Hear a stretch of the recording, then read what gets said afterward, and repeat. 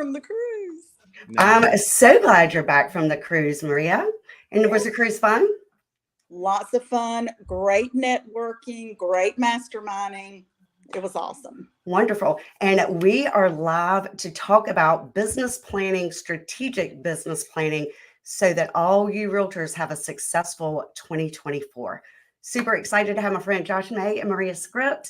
And we do this every Thursday at 10:30, and we will hit different tips and tricks that will help real estate agents across the United States. I love it. Yeah, I think it's important. Just, there's only so much we can get done in 15 minutes, but we can give people some great things to think about, right? One or two things they can walk out and say, you know what? I didn't think about that. Let me implement that for 2024, which is hopefully what we're going to get accomplished today, right? That's right. Love it. Yeah. So you want to get us started, Josh? Talk to us about this. Yeah, I'll kick it off. So I will be the first to admit I have made some incredible mistakes in my business, right? I mean, I think I just grew up. I grew up 5, 7, 8 years ago, but for the longest time, I did not take business planning serious. And, for the longest time, the first thing I'm going to get into is I did not take budgeting serious. I didn't take the numbers serious. And I think this is a common issue with most real estate professionals is we jump in, we hope this is going to work, hope that's going to work. We don't really understand our numbers. We don't really understand where the business is going to come from or has come from. So the first tip I'm going to tell everybody to do is look back at your 2023 numbers and even go back to 2022. If you're a newer agent, if you're just getting started, start to analyze where that business has come from. And then I want you to take a step further. Some of us here are using QuickBooks. Some people have bookkeepers. Some people have CPAs doing this. But I'm going to push you to analyze where every dollar was spent in 2023 and dig deep and say, what worked? What are we going to push forward with in 2024?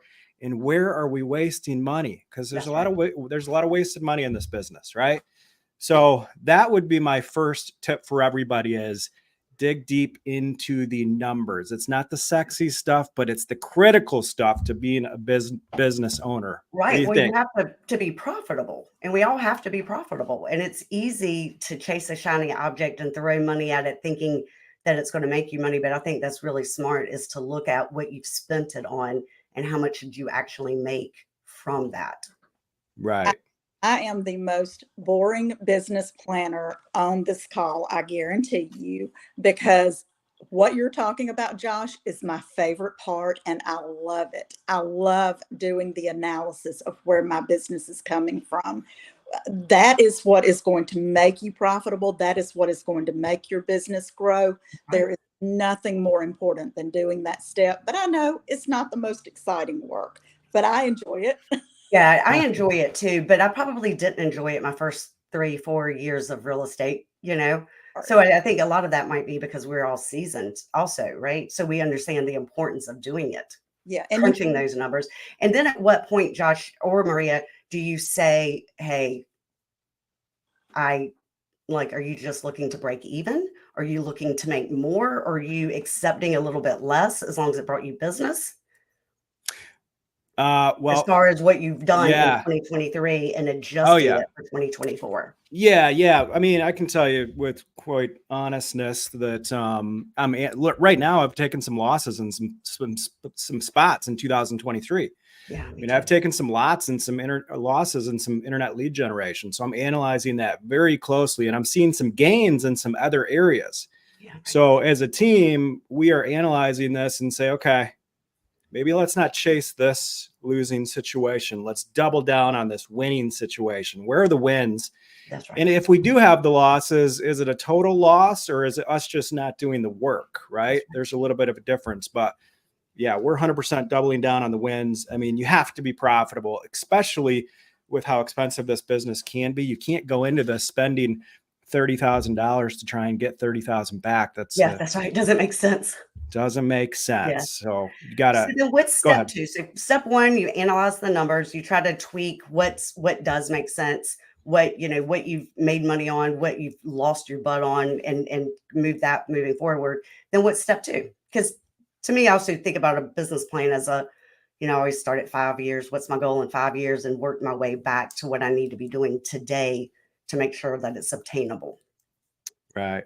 So what is your step two? Me or Maria? Anybody. Okay, I'll hop You've in. analyzed the numbers, you've tweaked those. Now what do you do? Yeah, so I think what you just talked about, we want to be realistic with what we're looking to accomplish over the next 6 months, 1 year, 3 years in life and business. And I know we're going to have another conversation about goal setting.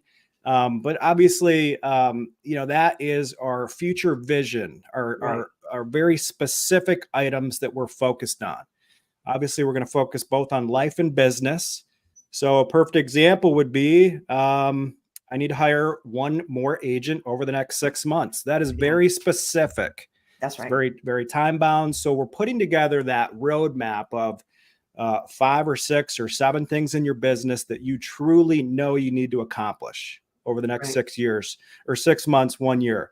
For me, what's also important, I know, throwing around your why my business. That's a bit of a buzzword. I actually enjoy it because for so long in this business, people would ask me that question and I didn't really know what my why was. That's right.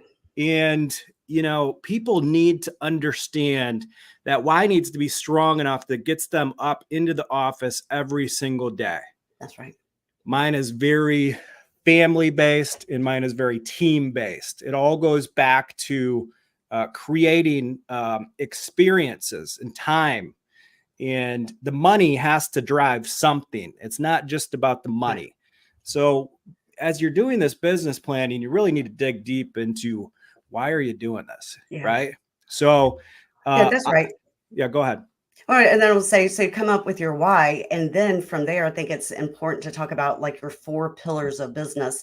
I'm kind of going back to what you said about 2023, looking at what you spent money on, what made you money, and is there another pillar of business that you could add that would bring you more closings? Correct? I agree 100%. Go ahead, Maria. Absolutely. And I will tell you, Workman, I follow a lot of the Workman systems, and they are very specific about you have got to have those funnels of business. And I completely agree with what you guys are saying. Is if you've got one that is a loss leader for you and you're not making money off of it, it might be time to cut that one. That's and right. Let's invest fully in the ones that are working, or let's go out and let's find us another pillar that is going to bring us business. And I'll tell you that you do that every single year, and you start from day one when you get in this business, and there is no way you're not going to be successful because you're going to be focused on your business. You're going to be working in your business. You'll be successful. Yeah. So give me an example of like a pillar of business. What's one of your successful pillars of business that you do? Just trying to give examples. What is a pillar of business? I actually am going to give you one that has not worked for me this year, that it has been extremely hard for me to admit that I made this mistake because I had invested heavily in one of the large company, R.com leads, internet leads. And it's because I have a team, and I feel like, one of my jobs as a team leader, as a broker or owner, is I need to make sure that my team, not only me, but my team has leads that that they're working. And it was not as good as I thought it was going to be. It's kind of crumbling, right? When you start looking at those numbers and you're like, okay, but we've closed 20 homes. Oh shoot, but I've spent $30,000.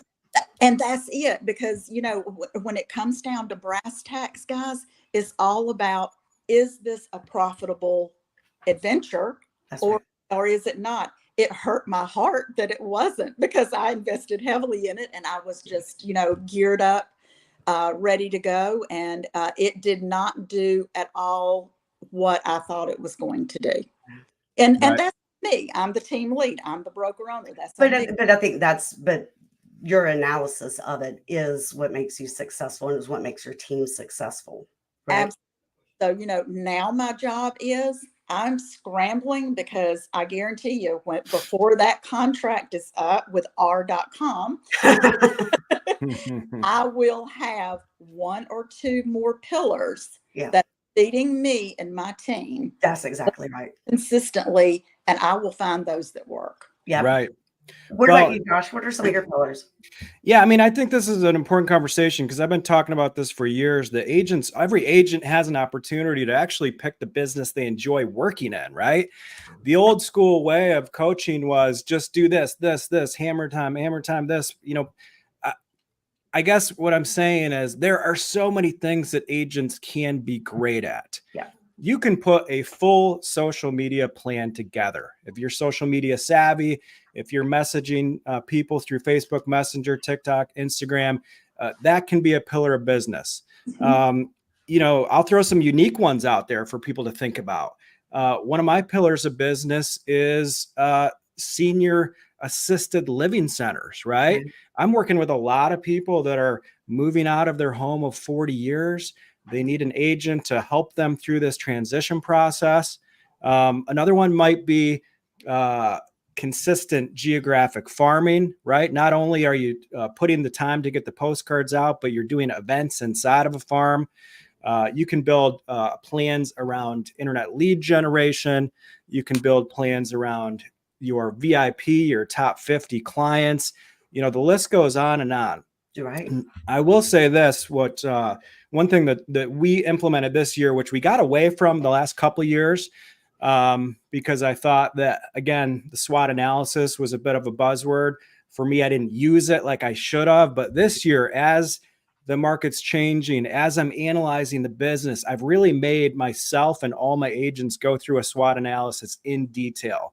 So explain what that is, because I don't think many people would know what that is. I did that last year. It was really eye-opening, but tell me, explain. Yeah. And I think that you should do this before you decide on your pillars of business, because you really need to know, what your strengths and weaknesses are. So S is strengths. You're identifying 3 or 4 of your strengths in the real estate world.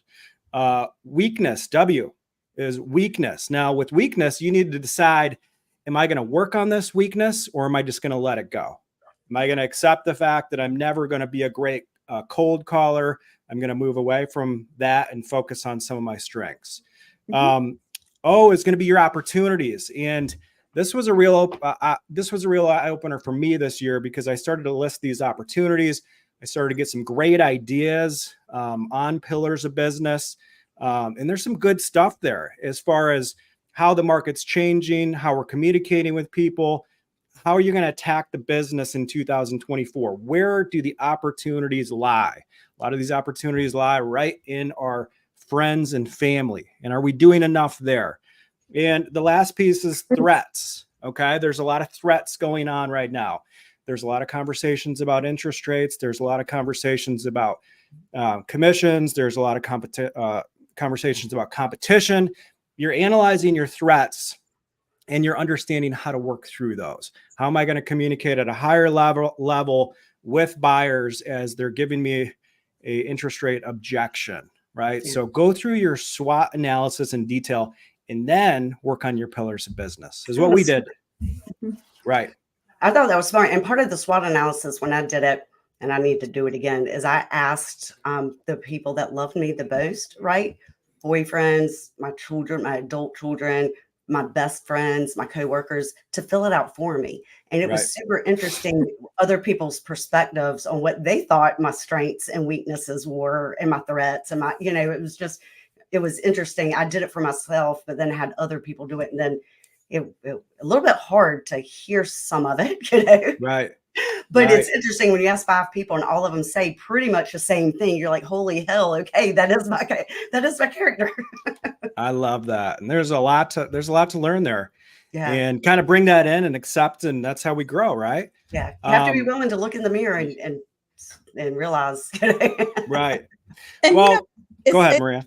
It's okay to have the one thing that jumped out, Josh, when you were talking about that is it is okay, even as a team lead, to have everyone has weaknesses. Yeah. But you know what? Well, you're human. Yes. And part of building a great team is to hire people that are on your team that can work against your weaknesses. That's I'm exactly right. Because it makes you more certain, more full, right? I yeah, agree with you. not a cold caller, but let Yeah. me Right. a guy on Right. the team that is, and he is excellent, and you build that team around around your strengths and around your weaknesses. Yeah. I couldn't agree with you more. That's a great point, Maria, because we don't need to be great at everything. Everybody's got different strengths. The one thing that I want to say is another thing that I've learned over the years of business planning is it's not enough. Obviously, when we're talking about these pillars of business, it's not enough just to name what you're going to do in 2024. You've got to be very specific with what those action plans are inside of the pillar. And I'll give everybody a tip. I mean, my philosophy on business planning over the years has been we are always really dialed into this in the fall. And then I truly believe a lot of people lose this business plan. They forget about it. They put a lot of time and effort into it in, November, December. We start hot, and unfortunately, and I've definitely done this. We don't revisit it enough. That's So right. you have to build accountability plans around how many times you're going to revisit this business plan. I know for my team, when we have our pillars of business, we have multiple SMART goals out of every pillar of business.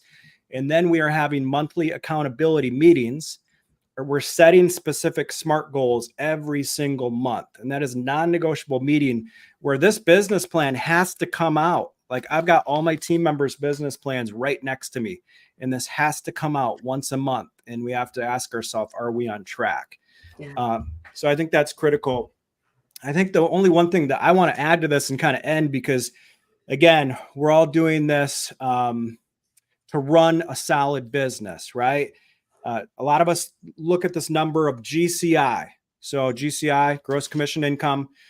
After we have went through the budget for 2024, we need to have our GCI number, but we really need to focus on our net number. Yeah. And then we can work backwards and say, if I've got $100,000 in expenses, I want to net 500,000 this year. I've got to make 600,000.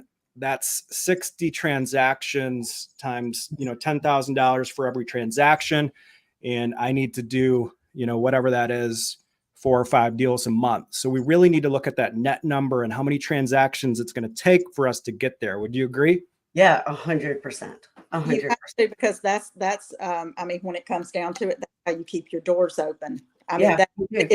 It's not about gross. It is about the net. That's right.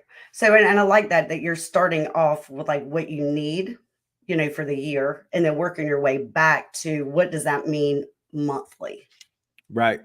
100%. Yeah. Because then you bring it back to what does that mean daily? What does that mean? That's where you get into those very specific goal setting.